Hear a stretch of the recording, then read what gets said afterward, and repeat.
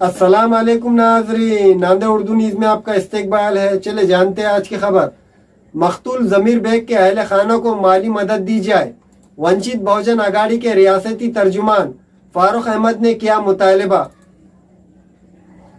वंचित बहुजन आघाड़ी के रियासती तर्जुमान फारूक अहमद की क़यादत में वंचित बहुजन आघाड़ी के एक वफद ने ज़िला कलेक्टर से मुतालबा किया है कि बेकसूर कत्ल किए गए मरहूम ज़मीर बेग के अहल खाना को गुजर बसर के लिए उनकी अहलिया के नाम सेतु सेवा केंद्र या फिर सरकारी राशन दुकान मंजूर की जाए और अगर ये मुमकिन ना हो तो हुकूमत की जानिब से माली इमदाद दी जाए।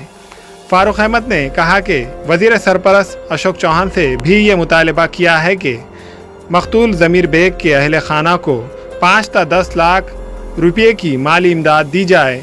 फारूक अहमद ने कहा कि अगर हुकूमत की जानिब से ज़मीर बेग के अहल खाना के लिए कुछ नहीं किया गया तो वंचित बहुजन आघाड़ी जमहूरी अंदाज में एहतजाज करेंगी।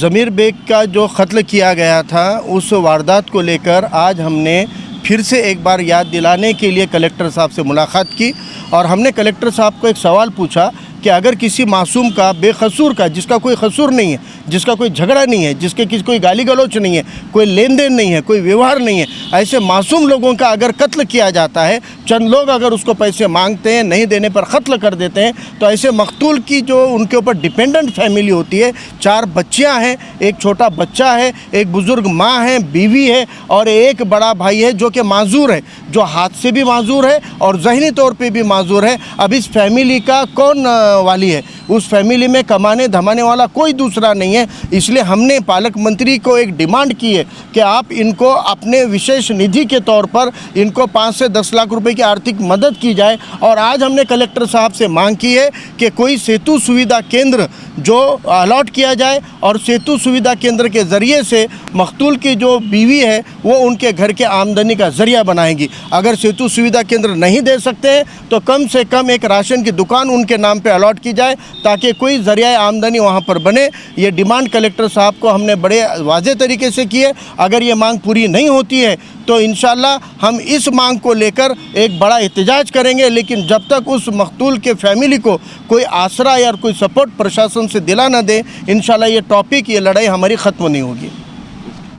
आज वंचित बहुजन आघाड़ी की जानिब से मरहूम ज़मीर बेग के बारे में मालूमात फराहम करके जिलाधिकारी साहब से डिमांड की गई कि उसकी फ़ैमिली को जल्द से जल्द 10 लाख की मदद की जाए या उसके साथ साथ सेतु सुविधा केंद्र या सीए सेंटर जल्द से जल्द उसके लिए कायम करने की सुविधा जिलाधिकारी कार्यालय की तरफ से होनी चाहिए। जिस तरह से हम सभी को पता है, पिछले महीने में 6 तारीख को ज़मीर बेग को कुछ गुंडे लोगों ने बेरहमी से उन पर वार करके ज़ख्मी कर दिया था। फिर कुछ दिनों बाद, 10 दिनों के बाद उनका इंतकाल फरमाया गया। हुआ ऐसा कि इस तरह के वारदात नांदेड़ के अंदर बहुत ज़्यादा बढ़ चुके हैं। एक मासूम को जब जान चली जाती है तो उसके पीछे जो फैमिली जो होती है तो वो किस तरह से अपनी रोज़गार ज़िंदगी चलाएगी।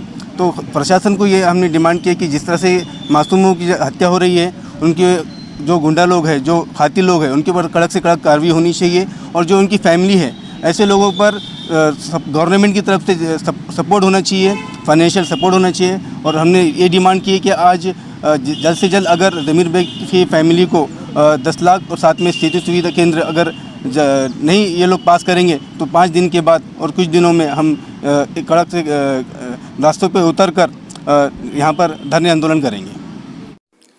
हमारे यहाँ फर्नीचर, पलंग, सिंगारदान, सोफा सेट, अलमारी, dining table, fridge, computer table और दीगर कंपनियों के फर्नीचर दस्तियाब है। एक मरतबा तशरीफ लाकर खिदमत का मौका दे। प्रोप्राइटर मौलाना शबीर साहब, deluxe furniture mall and home appliances, fruit market के सामने, माल्टेगरी रोड, कामठा, नांदेड़। अस्सलाम वालेकुम, मैं अखिल मिर्जा। हमें उम्मीद है कि आपको हमारा चैनल अच्छा लगता होगा। लेटेस्ट न्यूज़ अपडेट के लिए देखते रहे नांदेड़ उर्दू न्यूज़ और न्यूज़ के पसंद आने पर लाइक, शेयर और सब्सक्राइब करना ना भूलें।